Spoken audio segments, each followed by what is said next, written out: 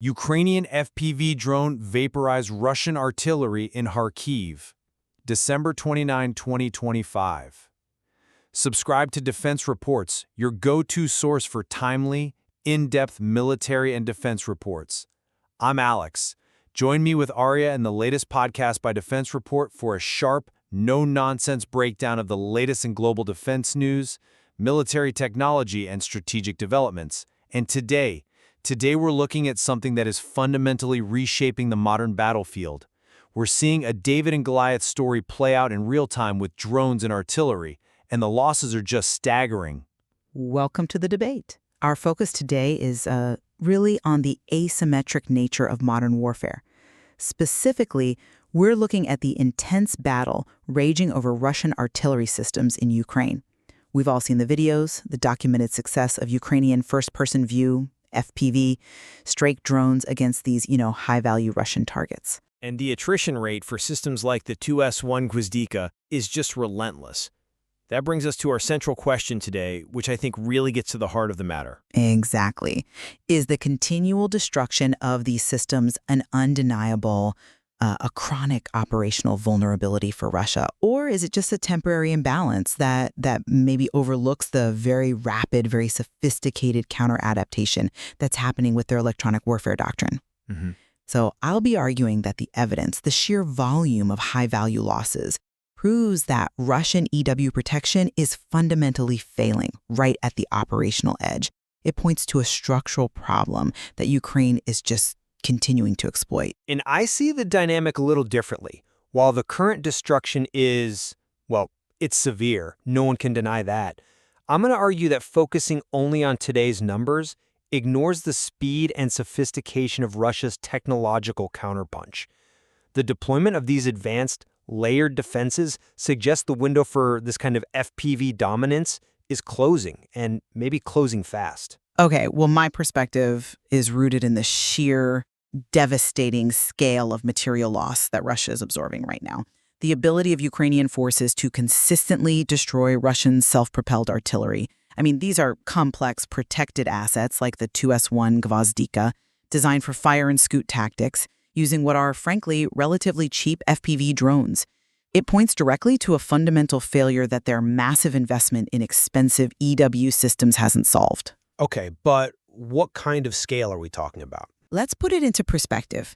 By November 2025, intelligence reports suggested Russia had lost or had disabled over 13,000 artillery systems that year alone. And what's crucial is that figure actually exceeded the total for all of 2024. This isn't just a number. It indicates a strategic bleeding of their fire support. It demonstrates a systemic vulnerability that Moscow just can't seem to stop. Mm-hmm. And a 2S1 Gvozdika is the perfect case study. It's a Soviet-designed 122mm system, and it is just repeatedly being hunted by FPVs across Donetsk, across Kupiansk. The videos always show the same catastrophic result. A cheap drone gets through, hits the vulnerable chassis, and then, boom, ammunition detonation. We've all seen the turrets blown clean off these 15-ton vehicles. This isn't just incidental damage. And if you look at their older EW assets, the shortcomings are obvious. Early systems like the Silak jammer were neutralizing, maybe 30% of drones? Ukrainian units like the Saksan and Sharon teams have just exploited those gaps relentlessly. But aggregate attrition, while it's dramatic, it can also present a really incomplete picture of what's happening on the battlefield. I think we need to look at the trajectory of adaptation. My whole thesis is that Russia is responding with a very aggressive, very rapid technological pivot. They're trying to create a layered, integrated, anti-drone shield designed specifically to negate the advantages that these FPV operators have been enjoying. But is it working? While we're seeing the rapid deployment of systems that are a significant leap forward, you mentioned the CRAB Integrated EW Complex. For our listeners, this is a next-gen platform. It's designed to handle swarm attacks, advanced jamming, and reports suggest it neutralizes 70 to 80% of drones in its sector. That is a massive jump in capability. And what's more, Russia's pushing these countermeasures down to the lowest tactical level. They're fitting armored vehicles with things like the VAPORIZED jamming modules. These are, relatively lightweight, about 13 kilograms. They even have wearable tech like the Surikat's OP, which is basically an electronic flak jacket for infantry. So it's becoming more decentralized. Exactly, and most critically, the adaptation is moving beyond just jamming. They're scaling up production of fiber-optic FPV UAVs, drones like the Vetorok. We're talking about drones trailing a physical cable for control. That cable eliminates the single biggest vulnerability of a drone: its reliance on radio frequency. This gives them an unjammable strike and interception capability, extending their range out to 60 kilometers. That directly challenges Ukraine's deep strike resilience. I have to say, I find that claim of 70 to 80% neutralization for systems like Crab a little hard to swallow when we look at the operational reality. If these systems were so effective, the tactical landscape around Donetsk or Kupiansk wouldn't still look like an artillery graveyard. Why are high-value systems from the Gvozdika to the EMS-S still being, quote, vaporized in late 2025? The data on theoretical efficacy just doesn't seem to align with the observable attrition on the ground. That's a critical challenge. But let me frame that attrition slightly differently. The reason high-value assets continue to be destroyed often ties directly back to what you said about the older Salak units. The EW assets themselves become priority targets. The moment a powerful system like Crab activates, it emits. It becomes the #1 target for Ukrainian drones. So when that centralized jammer is destroyed, the 2S1 crews in that sector are suddenly exposed. So the shield has a weak spot. It did. But the new doctrine isn't about making EW invulnerable. It's about making protection redundant and layered, deploying the lightweight Vulnerez on every vehicle, developing fiber-optic drones. They're adapting not just to jam FPVs, but to bypass the RF vulnerability entirely. They're trying to ensure that when a single EW asset is destroyed, the entire line doesn't collapse. I see the logic there, but I'm still skeptical about the sheer resource allocation required to implement this effectively across a 1,000-kilometers front. I mean, Ukraine's FPV strategy is built on flexibility and cost-effectiveness. They're converting commercial tech, DJI Mavics, simple FPV kits, into incredibly potent weapons. The first center of unmanned systems forces is reportedly responsible for up to 40% of deep strikes. They've institutionalized this low-cost kill chain. Sure. So now consider the cost imbalance. We're talking about a $500 drone taking out an asset worth $1 million or more. That's like using pocket change to destroy a house. Russia's counter-CRAB advanced lasers are intrinsically expensive, they're slow to mass produce, and they're incredibly difficult to deploy at the scale needed to protect every single 2S1 crew. The economics of this heavily favor the offensive drone operator. The cost argument is compelling in the short term, absolutely. But Russia's investment suggests a long-term strategic recalibration. I mean, the material confirms that 60 to 80% of major Russian civilian industrial sites now have EW protection. This means their domestic industrial base is being shielded, ensuring the continuity of defense manufacturing. This is a commitment to sustaining the war effort.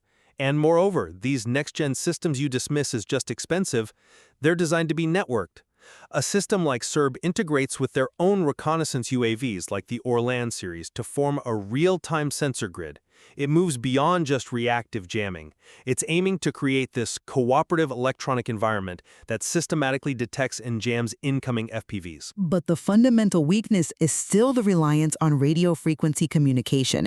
You said it yourself. They're forced to develop these extreme technologies, these fiber optic cable drones, just to achieve basic jamming resilience.